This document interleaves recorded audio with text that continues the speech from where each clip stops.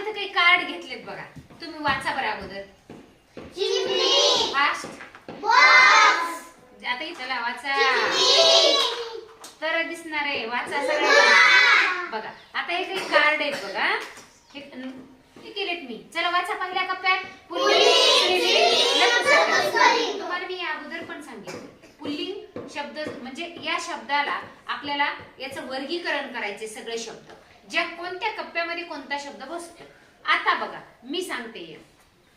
चला, note, note. मला सांगा बरं, हे पुल्लिंग असेल का स्त्रीलिंग असेल का नपुसकलिंग? मग मी याला आयडिया दिली होती तुम्हाला, तो ती ते लावून बघायचं.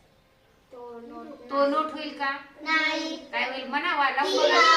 हा, म्हणजे स्त्रीलिंग आहे का पुल्लिंग? स्त्रीलिंग. इथे टाकले. आता पटापट सांगायचं मला. आता पुस्तक, सांगा. पुस्तक, चला सांगा. झाड, हे झाड. सांगा. चला. ती वॉटर बॅग. पटपट सांगायचं आता. टेबल. कोण सांगते पटपट बघू आता. ती खिडकी. चला सांगा. हे घर. हा, ती चिमणी. ती टीव्ही. बर, तो टीव्ही पण होता. चला, कुठं मांडू? कुठं? पुल्लिंग म्हणा. चला, डायरेक्ट म्हणायचं नपुसकलिंग. हा, मुले. बरोबर आहे. स्त्रीलिंग. ती मुले. बरोबर आहे. चला, स्त्रीलिंग. चला, स्त्रीलिंग. फूल. ते फूल. चला, बॉक्स.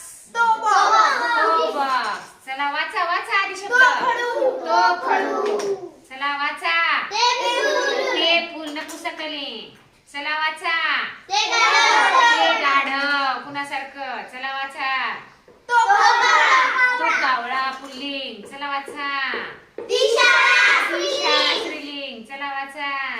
मुलगा. तो पडदा पुल्लिंग.